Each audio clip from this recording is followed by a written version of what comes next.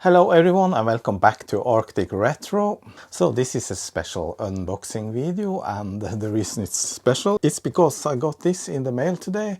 I'm in the middle of something else, some MSX machine repair, but I'll set everything on hold now. I need to test this right now.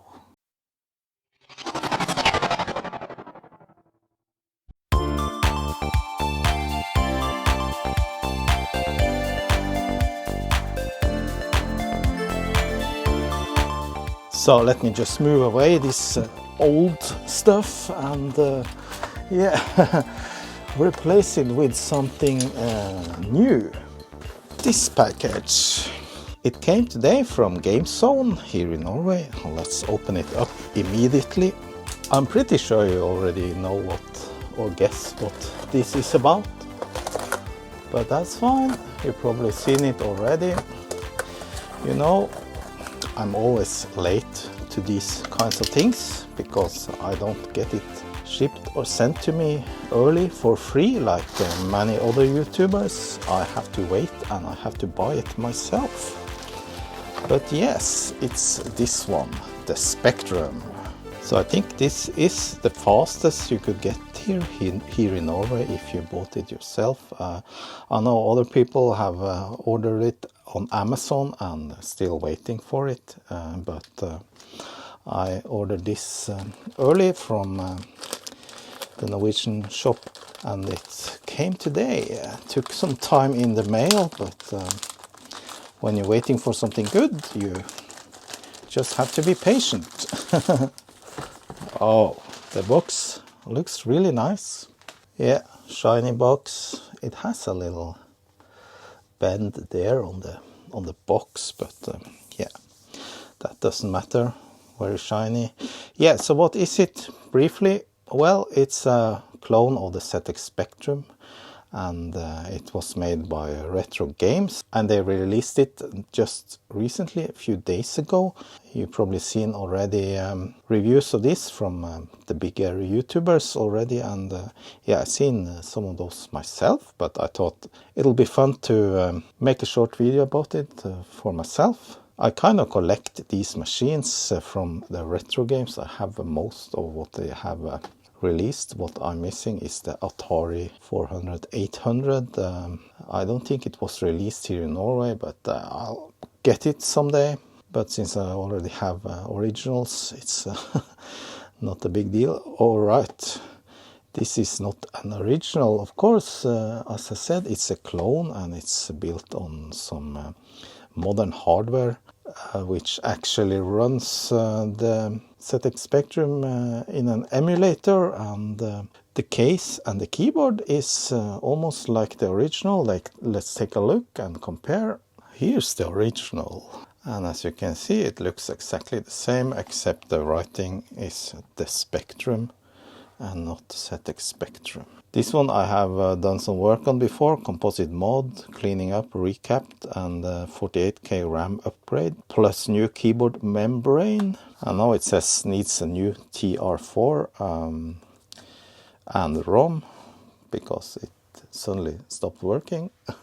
Now, just want to mention it, if you want to build a real ZX Spectrum from real parts, you can actually do this. I built this a while back ago. I made a video about that, and it's a modern variant, but it uses the same chips as the original, or almost the same.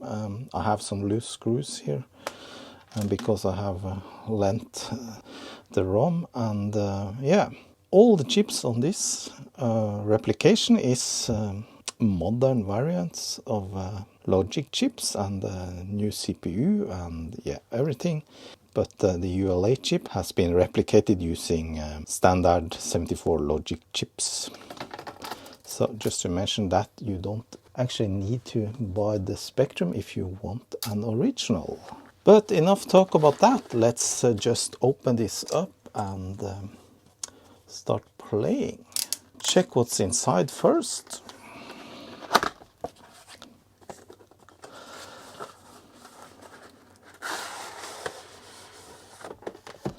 So what's the advantage of having this replica versus a real machine or a newly built real machine? Well, I'll come back to that in a minute. Yeah, that looks nice. It has a nice plastic cover.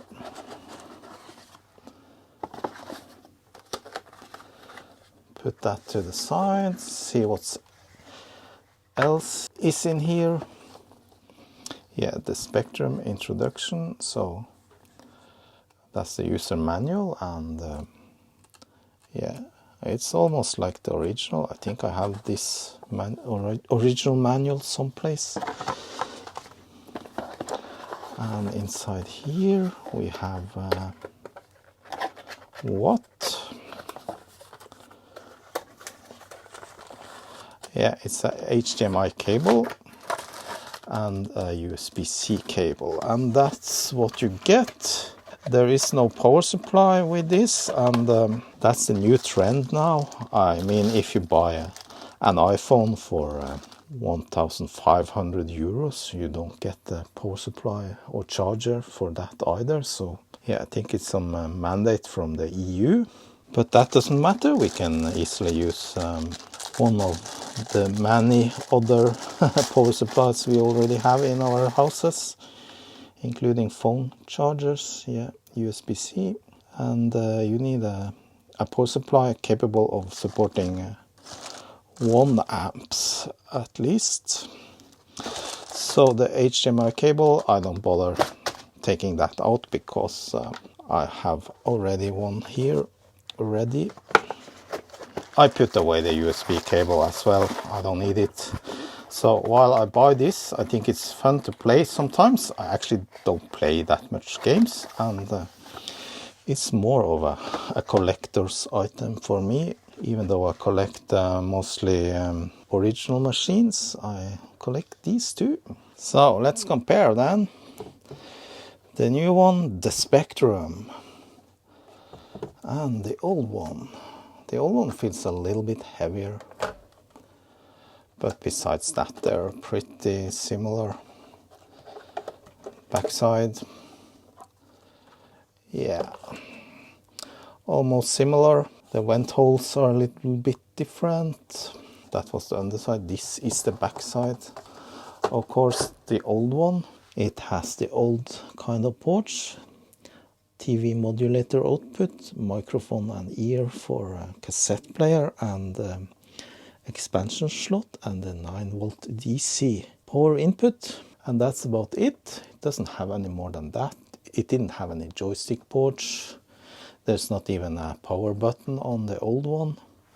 However, the new one, it has a home button you press if you want to go home in the menus. I think it has 3 USB ports here, 1 USB port there, 1 modern HDMI TV input, USB-C 5 volts DC input, and a power button. That's it. So where are the joystick ports, you might ask? Well, it didn't come with any joystick or controller, so can you use your old style 9-pin type of joystick or pad like this? No, you cannot. Doesn't fit. You need a modern one, a USB, or you need some kind of adapter for using this old one. So that's kind of a disappointment that it didn't come with any controller, because I think maybe many have bought this, are not aware about that, and then they need to go out to buy some controller or joystick afterwards.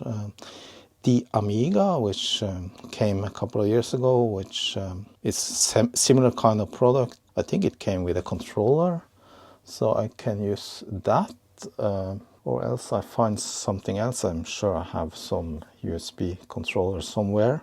Yes, I was looking around a little bit, then I realized we have 2 Xboxes in the house, so why not use this one for the Xbox? Hopefully it's working. It has a lot of extra functionality and buttons, but yeah, we'll see.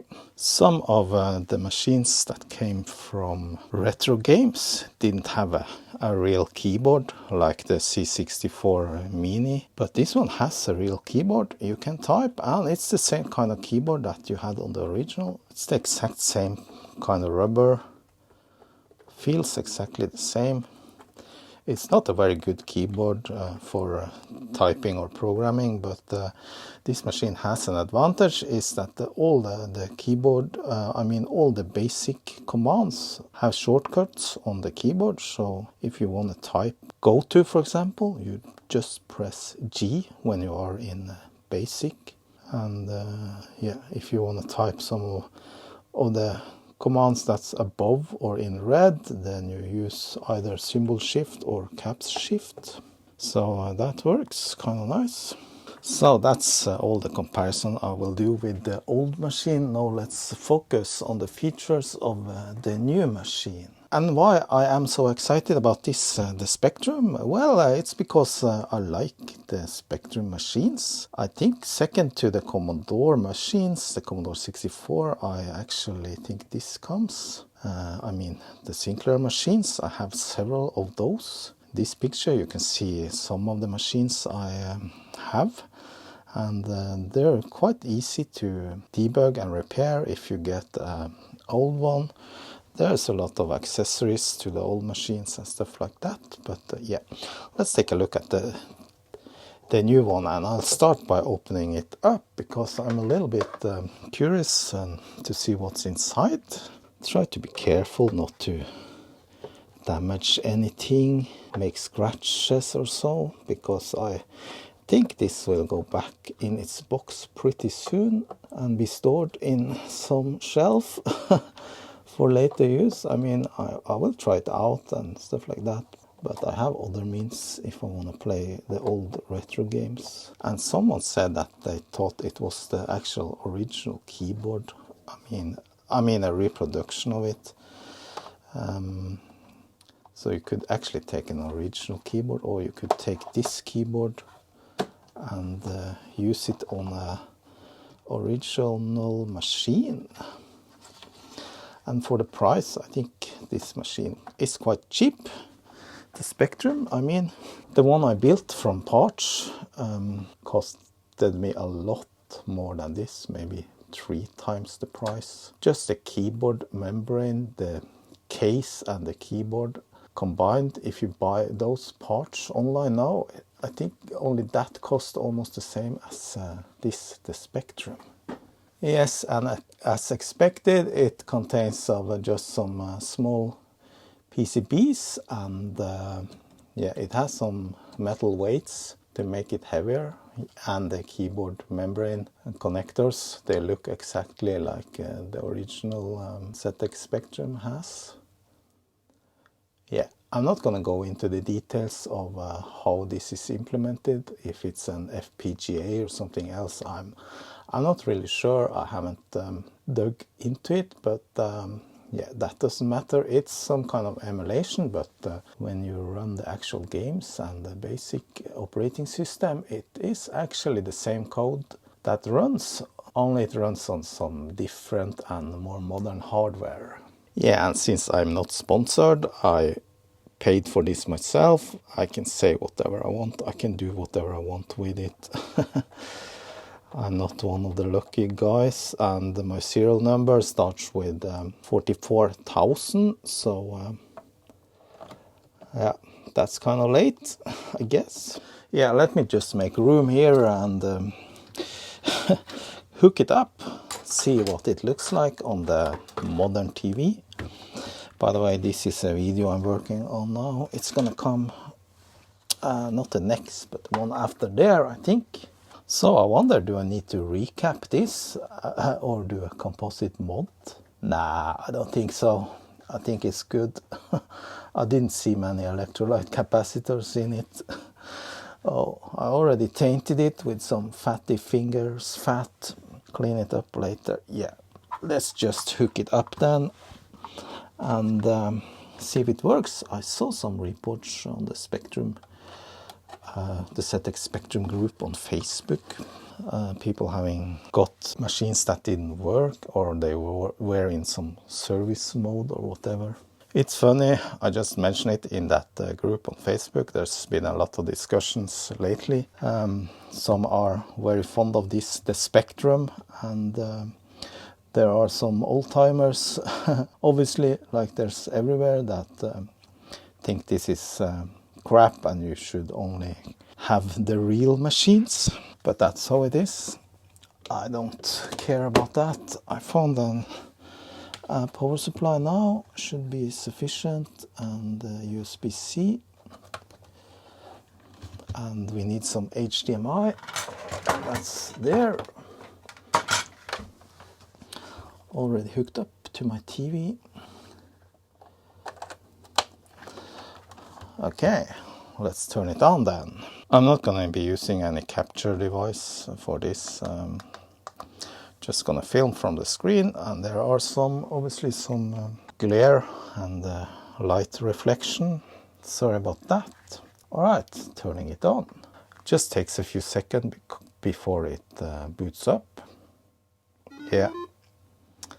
Alright, we're in. Nice. So no issues here. Let's see if the controller works right away. No, it doesn't. Okay, then I need to find another controller. Nope, this didn't work.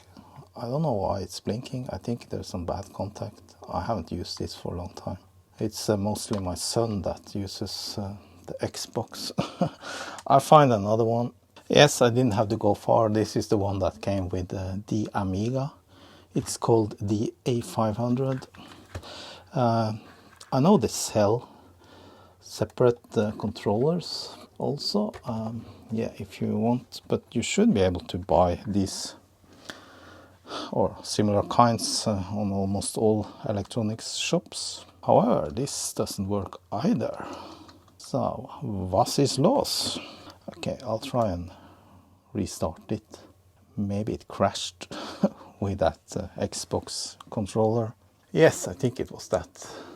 Or you need to have the controller connected before you start the machine. So we are English, no Norwegian here. Yeah, I'll just enable 50 Hz, run a test. Looks good. Okay, so now we're in the games carousel, and it plays music as usual. So the Spectrum, it comes with 48 games installed, pre-installed. I don't have a lot of experience with the ZX Spectrum game scene, but I heard about some of these games, obviously. And why is it 48? Well, I guess it's no coincidence. It's because it's the ZX Spectrum 48K. So I won't go through all these games or play all of them, just play a selection. This one I know, Manic Miner. Let's try that. Oops, that was some horrible sound. Doesn't sound right. And can you use a keyboard? Can you use a controller on this? It says press enter to start. Yes, you can use a... Yeah, the graphics is as expected, very nice.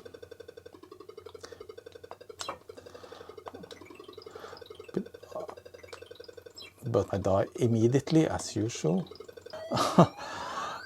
I pressed fire, but nothing happened. So this is kind of a puzzle game, and yeah, you need to figure out what to do and what order, and there are keys and stuff. I think I played this on the C64 a long time ago. Sorry about the glare on the screen. I'll try to tilt it. Yeah, now it looks better. Okay, that was Manic Miner. If we press the home button, it goes home. Yeah, what else is fun here? Robin of the Woods, Saboteur. Let's try that one. Yeah, and this is a remastered game. It's copyright 2023. So let's select joystick, Kempson, and start mission. I think I use skill level 1, extremely easy.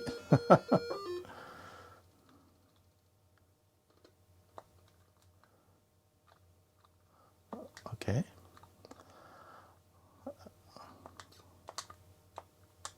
That's a dog.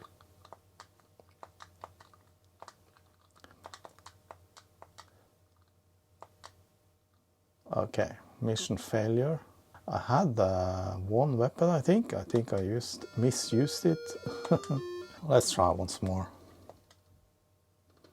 I need to figure out the controls first.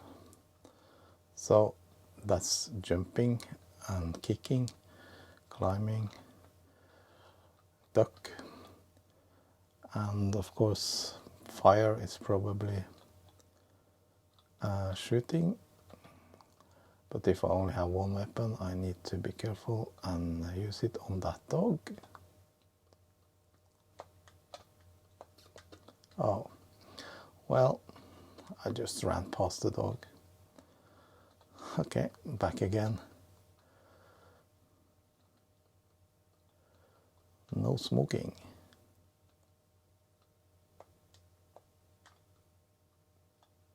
Not a lot of enemies, but oh, yeah, that was it. Over to the next game.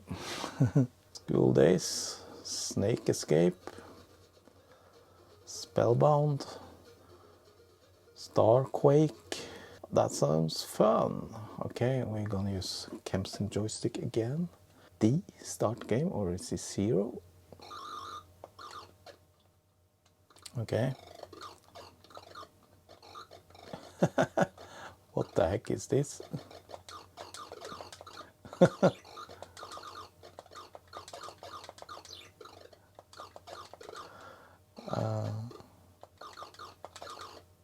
How do you jump? Okay.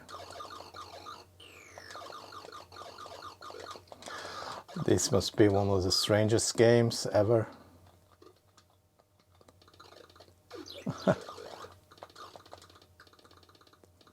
Oops, okay. All right, I died. You see the color clashing? That was, yeah, what should we call it? Limitation in the ZX Spectrum graphics. It could only show a certain number of colors in the neighboring pixels or something like that. All right, I think that was enough with the games. What else can you do here? Well, you have some other stuff you can do. You can save games. If you press A, and it looks like a cassette tape. If you're in the middle of a game, you can actually save where you are in one of these 4 slots. And space for options, and here you have display options. You can have sharp pixels as I have now, or you can enable a CRT effect. And there's also some possibility to use the ULA Plus colors with enable extended colors. Border size, frame, if you want to frame around it. Yeah, let's try that. Yeah. So let's take a look at how that looks. Let's use the same game. Yeah. So now you have this CRT effect where it kind of blanks out every other scan line on the picture, something like that. Yeah, it looks alright. It's kind of a nice effect. It's still very clear picture, but more like on an old CRT. What else do we have?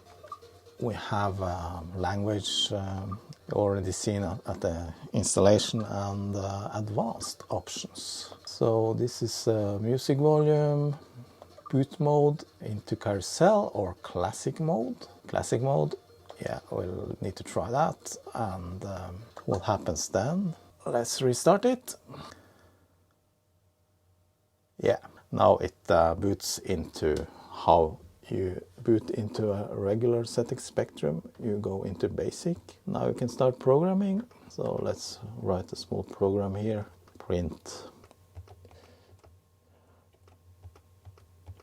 Yeah, the keyboard is quite responsive. And 20. Go to 10. Yeah, scroll. Nice.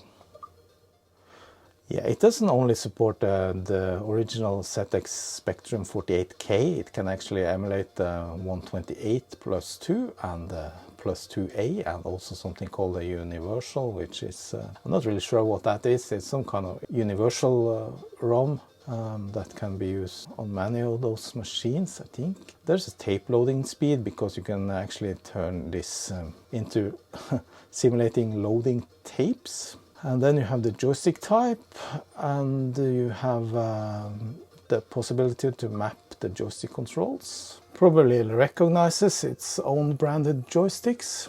Yeah, I'm not gonna do anything with the controls here. Yeah, display options we already seen. I'm gonna turn it back to sharp pixels. And you have some additional options like system. Yeah, we saw that. System information is the version. Boot mode we already seen. I'm setting back to carousel mode. Shut down device. Legal notices. Factory reset. If you're in the carousel like this, you can press down and you get the saved games. So I don't have anyone saved right now. If you press the button up, you get visualization of the controllers. And if you press the menu, you get this menu, display options and advanced options. There's one nifty feature here, and that is you can actually rewind games. And if you struggle on a game and you lose lives, and just try to simulate it here. So if I jump into that bush, I can press home and left, or you can press on the computer itself home and oh, and here you can rewind, so you can start over again.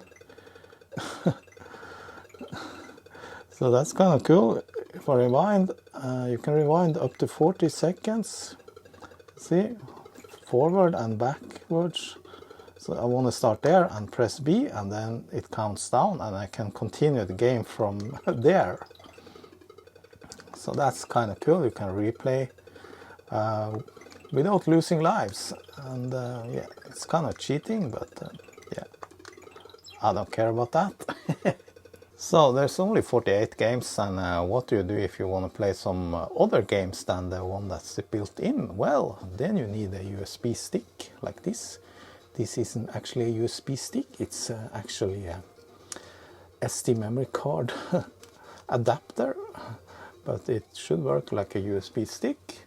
And you just copy games over to that and insert it into the Spectrum. Well, let's try that. By the way, if you need to read the manual online, it's there on the Spectrum page. So here's the PDF. The memory card must be FAT32 formatted. So this is already that. This is yeah, contains some stuff for different machines. I'm just gonna make a new folder here. The Spectrum, and then I just add some games to that folder. Where do we find games? Well, I think there's a lot of places, but one of the sites is World of Spectrum. Yeah, here's a lot of games and utilities and demos and everything you can search. Just gonna find some games here, and yeah, please be aware that some of the old games are still copyrighted.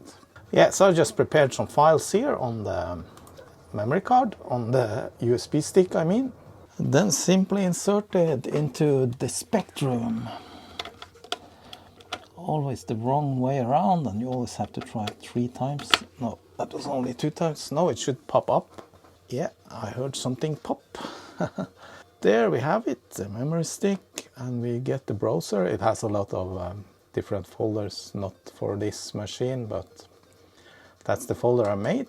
And yeah, let's try a Bomb Jack. It's a TZX tape file. All these are tape files. So this actually supports cassette tape file types of TAP, TZX and PZX, and it supports cartridge files, the few that were made.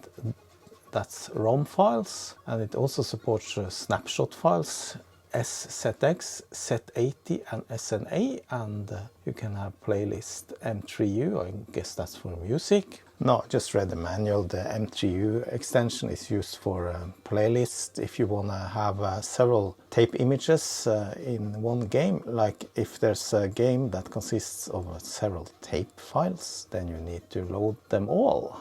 And you can do that by selecting multiple files here in the media select, or you can make a playlist out of these files. Like if Bomb Jack, for example, was 2 cassette files, then you needed to select file 1 and 2, or make a playlist that points to file 1 and 2.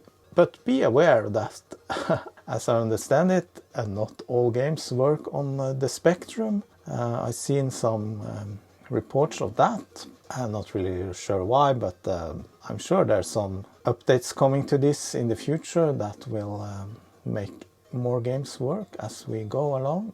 Okay, let's try Bomb Jack. You press the home button on your controller to select the program, and now it actually loads like a real tape on the real machine, and you actually have to wait for loading. I don't know if it goes any faster than on the original machine, we'll see. Yeah, that's the nice loading screen. But we don't have time to wait for that loading. Let's go back and see if we can load it any faster. So if we set tape loading speed to maximum and then select it again,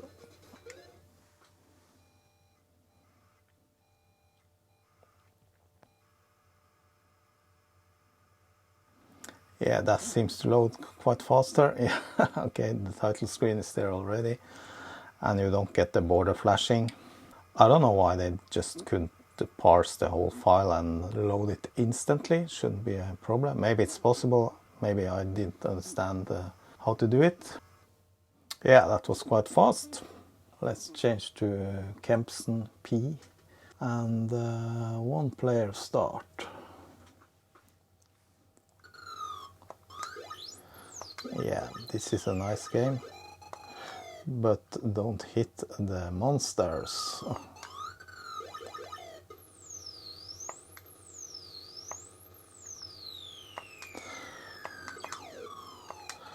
The monsters turns into prizes.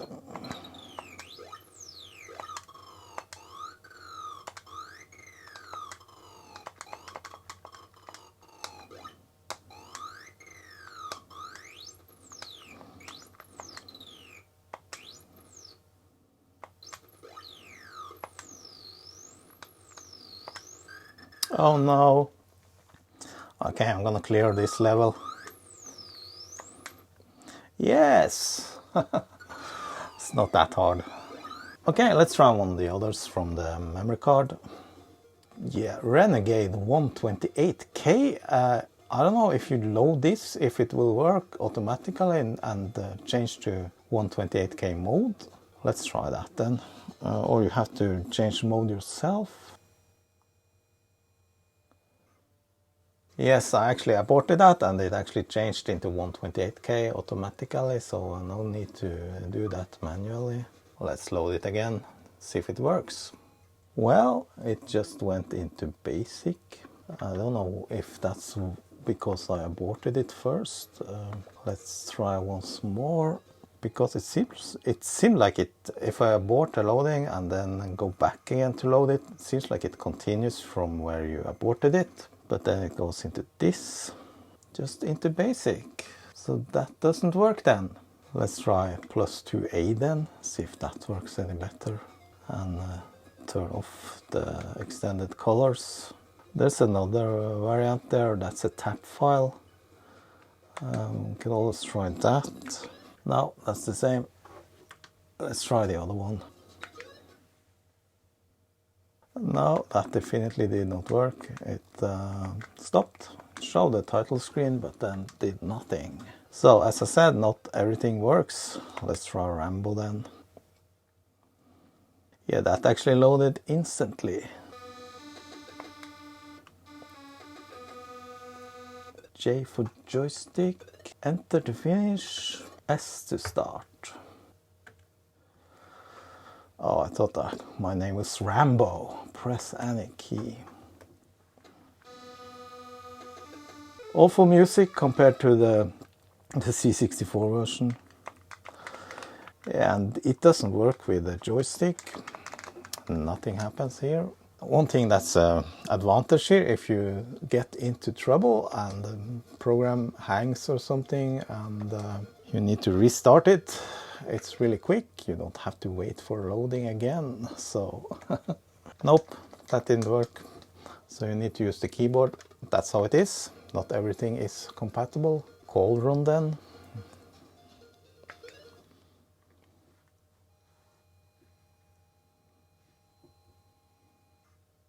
Cauldron is a nice game. I used to play it back in the day on the C64. So the Rambo game on this was a real disappointment, but I think this one is a good port. I played it before on the real ZX Spectrum. Just want to mention, if you want to make your own USB stick with the games, you can probably find archives with maybe 10,000 games on it, but a lot of those will be duplicates and not working. But be aware that each folder can only have 256 files in it. But you can make subfolders and the subfolders within subfolders. So yeah, it's possible to make a good archive of games. I want to make one myself to find the collection of the best games perhaps and have it on a USB stick. This game didn't actually load any faster than on the original tape machine. I don't know if it was reset to normal loading speed or what. Yeah, just gonna try it quickly. Let's select 1 Kempson and 4 play game. See if this works.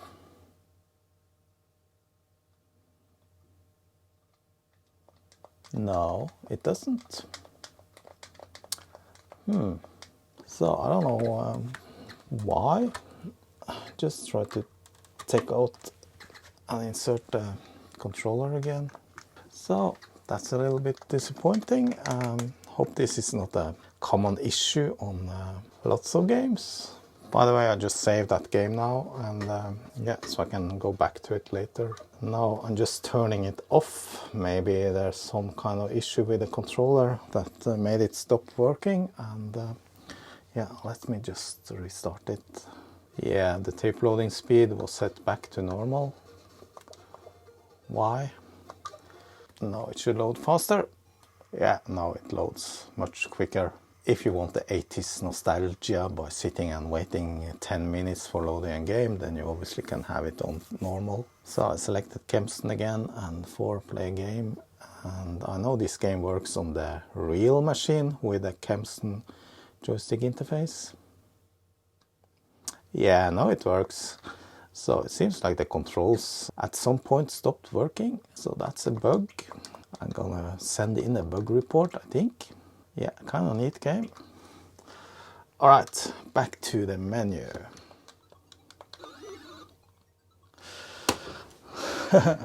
All right, that was it for this video, and this was my take on this the Spectrum, and yeah, I like this little device a lot. It's yeah, it's like being back in the 80s, yes, and the form factor and everything seems to be working for the most part. It's very similar to the original machine, and the fact that it's so easy to just start playing games, it's loading quickly, and you just hook it up to your modern TV. That's a big plus, and you can load all sorts of games from a USB memory stick. That's also a big plus. So yeah, thumbs up for this from me. Just want to say thanks for watching and hope you enjoyed this video, and see you next time. Bye bye.